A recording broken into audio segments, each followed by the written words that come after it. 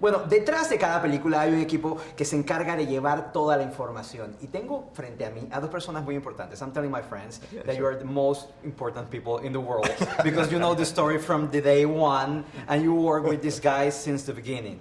How are you? It's a pleasure for me to be here. So it's been 24 years since the first Toy Story came out. What have changed? The world have changed, people have changed, but the story and the magic stays the same. Yes, it does. I mean, we have these great characters, and it's kind of like a homecoming because we get to make the film and hang out with all these toys and characters we love. And it's been a fun journey because now we've been with them for a while, and we're about to release it in the world. So hopefully everybody enjoys it. When we saw Toy Story 3, we thought it was the end, but it wasn't. It wasn't. We have a new story. Who decided, or why decided to bring back the guys and have this different story, continuing what we saw already? Yeah, what was the original pitch behind that? Well, they change. Sometimes the original pitches evolve, and I think the original pitch was a little different than it turns out today. And I think all these movies have kind of a process where you start with one thing and it kind of evolves. And yeah, you think Toy Story 3 is over, but there's more stories to tell. And it was the Andy's years, and now we're with Bonnie, and so it's just the next. I think this one might be the end, but you don't know. A couple of years from now, like Toy Story 3 was the end of Andy's story. He went off to college, and he obviously was leaving the world, our world of Toy Story. But what about Woody? Yeah. This is more Woody's story, and what happens to Woody after Andy's gone.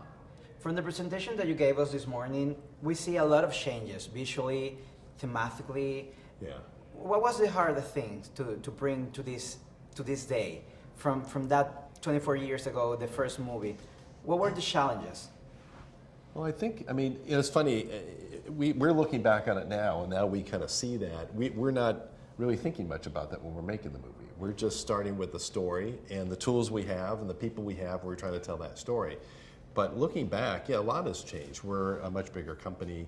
There's a lot more people working here. We're working on multiple movies all at the same time while, Toy Stories happen here and others are working on other films. Back in the day, it was just everybody working on a Toy Story. We were dedicated to it. We're trying to figure out the language, trying to figure out how to make the movie, design the characters. Now we have a world that we know and that we love, and we've had these 3 other movies. So it's about getting back to that sweet spot of that Toy Story kind of movie, that world, and introducing new characters and a new journey. In this case, it's quite a journey for Woody.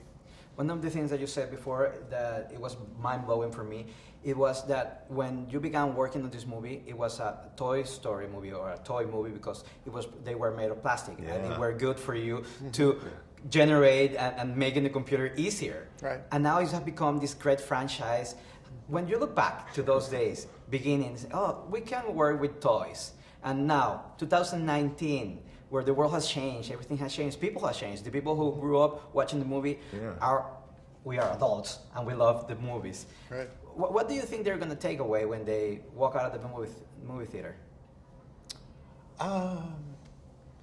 Well, I think they're going to be thinking about, what happened to the character, about the story, about their emotions and their feelings about what happened.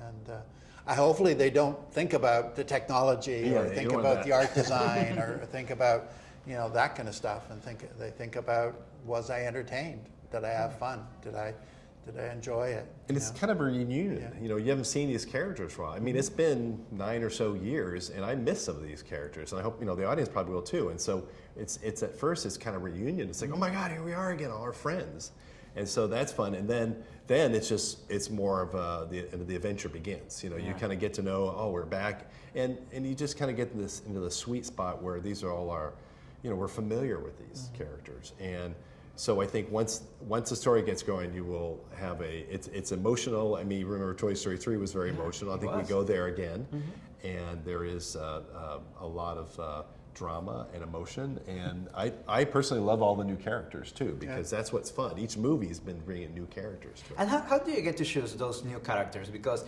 you get from a lot of things to choose from, and you decide, this is going to work, this is going to work, this is not going to work. Yeah.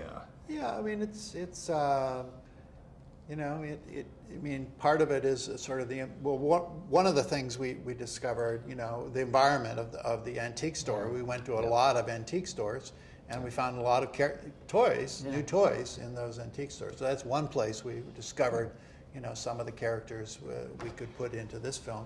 I mean, something like Forky, I mean, where did the idea of Forky come from? Well, he's kind of this innocent. He can kind of say things that none of the other toys can say. He's new, and but it's a toy that, you know, is made from picked up parts and you know, all and a kid made it, you know. Yeah, very relatable. I mean, I think every kid will totally connect with that character, as will adults, because we did that when we were little. We did crafts and so forth. So it makes that toy very, you know, that character very special. I mean, he's unique. And I think too, because regular toys are manufactured, they have joints and everything.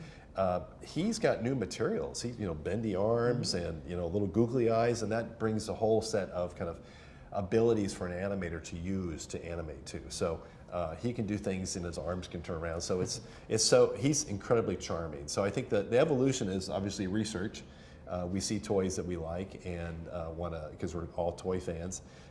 And of course the story. What's important to telling the story? What are these characters? What do we need to do to work with Woody and Buzz and the characters in this movie? So yeah, and that's Pixar. Story is king. That's right. Yeah. If you can choose one of the characters besides Woody and Buzz, who will you pick to take home? Well, from this film, I like Duke. Duke is really cool.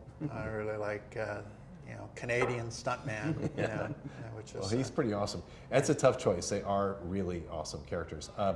I'd have to say Forky, just because he is so different, and we haven't done that before, and he's entirely charming, and he's just playful and silly. I think and I love the fact that any kid, any child could make that guy.